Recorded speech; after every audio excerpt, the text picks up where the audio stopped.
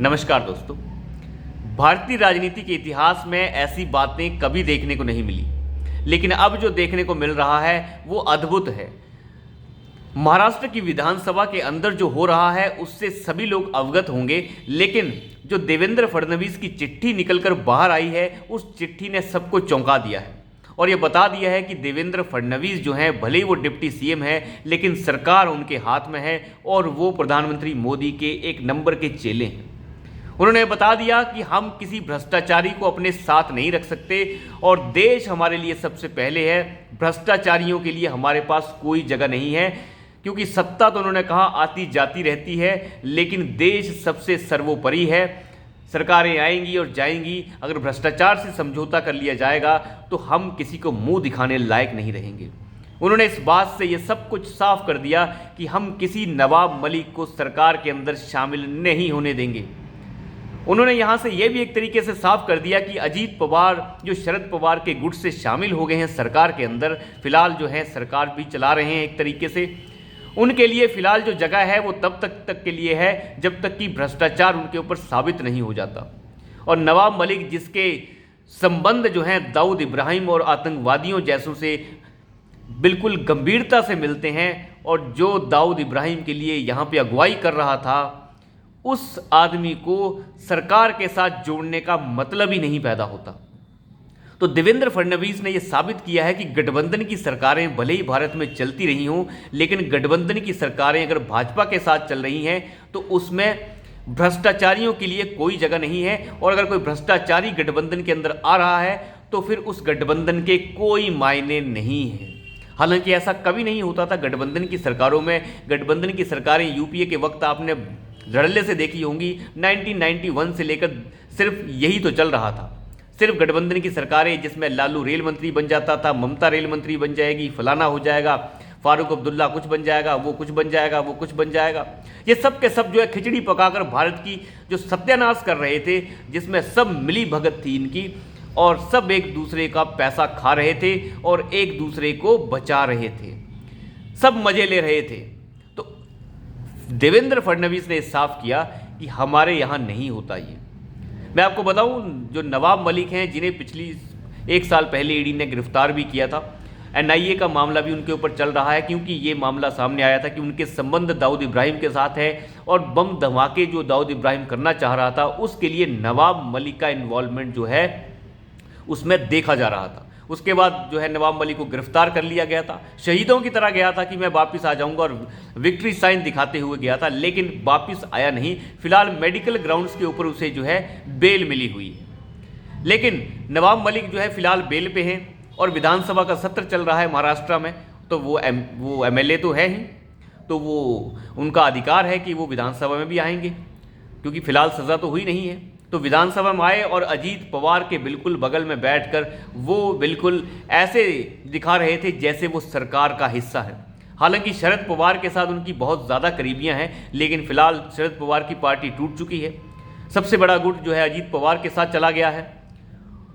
तो नवाब मलिक ने ये समझा कि सरकार के साथ जाने में भलाई है, क्योंकि अजीत पवार तो फिलहाल सरकार के साथ हैं, तो सरकार के साथ रहेंगे तो शायद कोई ना कोई फ़ायदा उन्हें मिल जाएगा। तो इसलिए वो जो है बिल्कुल सरकार के करीब जाने की कोशिश करने लग गए और वहाँ पर जाकर बैठ गए जहाँ पे सबसे बड़े मंत्री और सरकार को जो मंत्रिमंडल होता है उसके करीब जाकर वो बैठ गए, यानी वो ट्रेजरी बेंचेस के करीब जाकर बैठ गए और अजीत पवार के साथ गप्पे मारने लग गए। तो पूरी विधानसभा में ये सुगबुगाहट तेज़ हो गई, तो क्या नवाब मलिक सरकार के अंदर शामिल हो रहे हैं? तो इन बातों को फडणवीस ने भी शायद देखा होगा और फडणवीस ने एक पत्र जारी कर दिया। एक तरीके से आप कह सकते हैं कि वो अजीत पवार को पत्र भेजा गया है, लेकिन वो मीडिया में ओपन कर दिया गया है, यानी मीडिया में पत्र लिख दिया गया है एक तरीके से। और देवेंद्र फडणवीस ने यह कहा कि अजीत पवार अपनी पार्टी चला रहे हैं, उसके अंदर वो किसे लेते हैं किसे नहीं लेते हैं वो उनकी मानसिकता के ऊपर है, वो उनका अपना विवेक है और उनकी अपनी जो है वो आज़ादी है। लेकिन फिलहाल वो भारतीय जनता पार्टी के साथ गठबंधन की सरकार चला रहे हैं, तो उन्हें भारतीय जनता पार्टी की जो मानसिकता है उसका भी ध्यान रखना चाहिए और जो गरिमा भारतीय जनता पार्टी के अंदर है उसका भी ध्यान रखना चाहिए। हम किसी ऐसे इंसान और भ्रष्टाचारी को और देश विरोधी आदमी को जिसके ऊपर जो है आरोप है कि वो नवाब मलिक जो दाऊद इब्राहिम के साथ गुट मिलाकर काम कर रहा है उसे हम अंदर नहीं ले सकते और हम किसी भ्रष्टाचारी को अपने गठबंधन में शामिल बिल्कुल नहीं कर सकते। उन्होंने अपने शब्दों में यह भी कहा है कि सरकारें तो आती जाती रहेंगी लेकिन देश सब सर्व से सर्वोपरि है।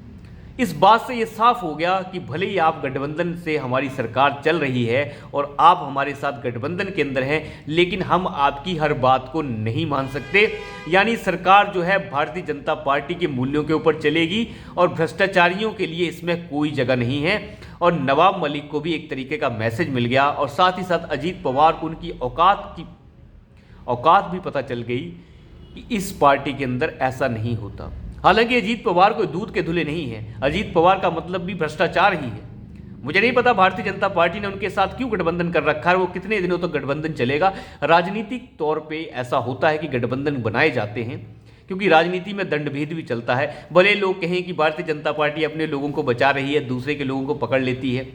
अरे भैया, सरकार सबसे पहले दूसरों को ही पकड़ती है। जब आपकी सरकार थी तो आप इन्हें पकड़ लेते, आपने तो किसी को नहीं पकड़ा, आपने किसी को हिरासत में नहीं लिया। मनमोहन सिंह की सरकार चलती रही लेकिन किसी नेता को ढंग से सजा नहीं हो पाई। ईडी पूरे 10 साल में मात्र 5,000 करोड़ रुपए ही जब्त कर पाई और अभी 9 साल के अंदर ईडी ने 1 लाख करोड़ से ज्यादा की संपत्ति को जब्त किया है।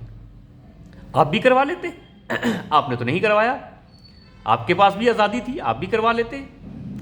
अब सरकार फिलहाल प्रधानमंत्री मोदी की चल रही है तो भैया जिसकी लाठी उसी की भैंस, वो तो आपको लठियाएगा ही और लतियाएगा भी।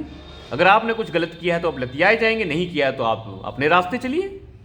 तो कुल मिला के बात ये है। लेकिन ये सब लोग बोलते रहते हैं कि ये राजनीतिक प्रोपेगेंडा है और ये वेंडेटा के तहत हमें पकड़ा जा रहा है। देखिए, इन बातों से कुछ नहीं होता। कोर्ट में जाके दूध का दूध पानी का पानी हो जाता है। कोई भी बड़ी एजेंसी कभी किसी के ऊपर ऐसे हाथ नहीं डालती। तो कुल मिला के ये फडणवीस ने बताया है कि हमारी सरकार भले गठबंधन की सरकार हो लेकिन ये सरकार जो है अपने मूल्यों के साथ किसी तरीके का कोई भी कॉम्प्रोमाइज़ करने को तैयार नहीं है। क्योंकि अगर ऐसे नवाब मलिक जैसे चोर और आतंकवादियों के साथ देने वालों के साथ अगर गठबंधन में इनको लिया जाएगा तो बाद में जवाब देना मुश्किल हो जाएगा और ऐसे लोगों को डिफेंड करना भारतीय जनता पार्टी बिल्कुल नहीं चाहती। तो अभी के लिए इतना ही, धन्यवाद।